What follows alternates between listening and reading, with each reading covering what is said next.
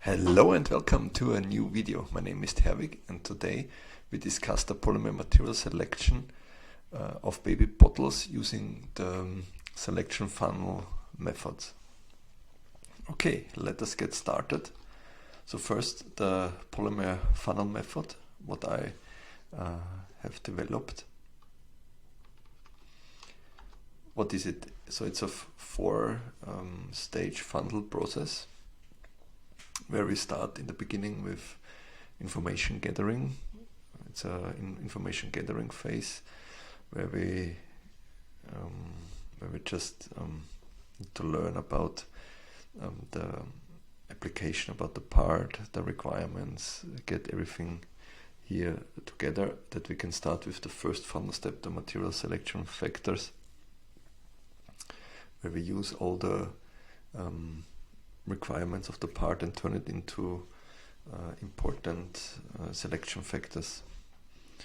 There we need to also start with the specification and the application requirements. Then in the second step we decide between thermoplastic and thermoset material. So we have to have this first big decision, and when we then go towards the thermoplastic, we can further decide between amorphous and semi-crystalline, and then start searching for 2-3 proposals to further evaluate. Then comes the third part, the selection discussion, with a worksheet where we use the material selection factors and the pre-selected materials and rank all the materials towards the requirement fulfillment. And then we get there 1-2 materials with the highest score, which allows us then to go into the funnel step 4, the testing phase, and also the final material and vendor selection. And okay, now we want to apply this methodology for baby bottles. And when you look here on the right side, we have a typical 4-part baby bottle. So we have the protection cap on the top, then the suction, then most of the times a ring connector, and then the bottle itself. And for our material selection, we focus only on number 4, the bottle. When you think now at the suction, there usually you apply food grade silicone materials. So funnel stage 1, the material selection factors. So we have, for this bottle, we have a customer specification, and there I got now out the minimum requirements according to this specification. So we need to have a fulfillment of the standard EN 14350, the regulation 2018-213 and 1895/2005. So this is the regulatory aspects, which is really important with such bottles, and they will have also high importance in the ranking. Then we have a temperature requirement, so heat diffraction temperature of 80 degrees C. You can imagine when you put some milk, some warm milk, or some other water type into the bottle, this needs to withstand such temperatures. And we have also an impact strength of 100 kilojoule per square meter. This makes also sense, because imagine you drop the bottle, the baby drops the bottle, it needs to withstand such a heat, and in a filled way also. And for that I use always my worksheet, where I have 2 parts. The first part is a project description part, where I describe the application background and the aim. So we have the drinking body of a 4-component baby bottle, some reference materials. So there are, for example, glass is used in such bottles, and here I added then the general requirements. So we need a robustness and thermal resistance. We need to fulfill the food contact directives, we need to be lightweight and hard to break, and no odor retention and discoloration. So over the time, over the usage, we don't want that the bottle starts smelling and change the colors. Then I have here added the service temperatures, what we also discussed already. So we have this 80 degrees C border, and also media exposure, always interesting. So we have here chemical resistance towards fats and organic solvents is mainly for cleaning, when we clean the bottles, also in the dishwasher. And then the second part is the list of important requirements, where we have them ranked also according priority. So priority 1 in our case is the regulatory requirements, so the EN 14350 and the other two regulations. So the 14350 is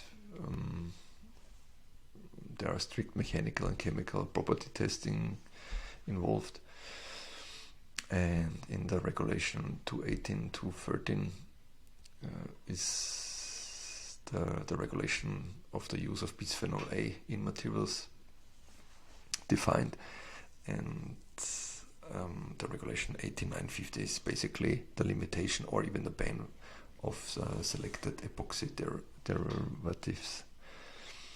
Then I ranked on number 4 the impact strength with Chapi, and followed by the HDT and the tensile strength.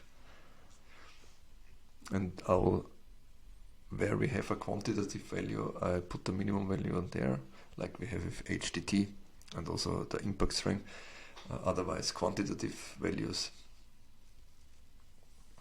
in maximum border, and also qualitative values.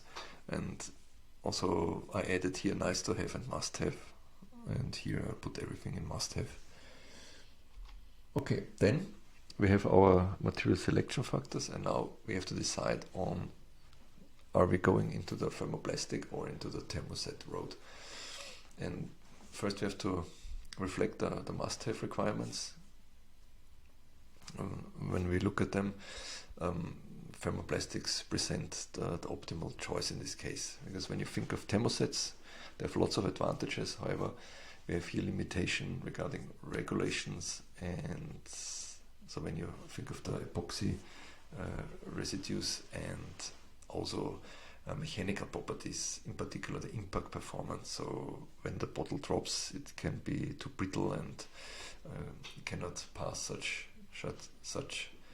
tests. So it's a combination regulatory aspects and impact performance.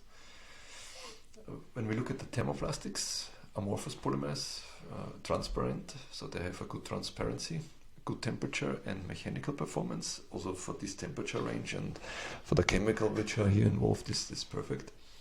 When we look at the semi-crystalline polymers, there we have more and more also coming transparent food contact grades available on a polyamide basis, however also on a polyolefin basis.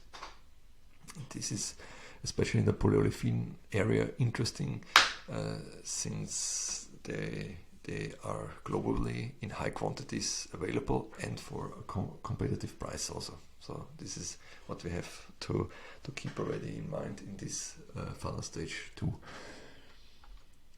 And now I have pre-selected grades and the commercial suppliers. So we have a SEN, so a sterol acrylonitrile.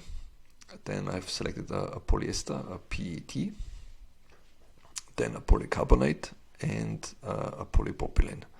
So really 4 different classes, and ranging from semi-crystalline to amorphous, from commodity polymers to engineering polymers. And now we reach the final stage 3. So we have here the selection discussion with the worksheet and what I call the qualitative matrix analysis. So what we do is we take now from the first final step the material requirements, the selection factors, and then from final step 2 the pre-selected polymers. here, and then we rank them. So we give overall priority to the requirements, and then we score each of the polymer towards the fulfillment of this requirement from 0 to 5, and 0 is not fulfilled and 5 is the best fulfillment. And when you look here with polypropylene, for example, we can fulfill all the requirements, the HDT, the impact performance, the cost is in the middle with 3, and transparency and chemical resistance is also 4. And you can see then you multiply then, for example, in polypropylene case, fulfillment of regulation is priority 5, multiplied by 5 is 25, plus 4 times 5, plus 4 times 5, plus 3 times 9, plus 3 times 4, plus 4 times 4, reach then 102 in point in the score. And this we do with all the polymers. We have to score each other, and then we have this ranking: polypropylene in the lead, followed by polycarbonate, and then PET and SEA more or less on the same score. So this already tells us that polypropylene and polycarbonate are the two materials we can take then into final stage 4. And now we are arriving in this stage, so we continue with polypropylene and polycarbonate. We start making part and system component testing. So we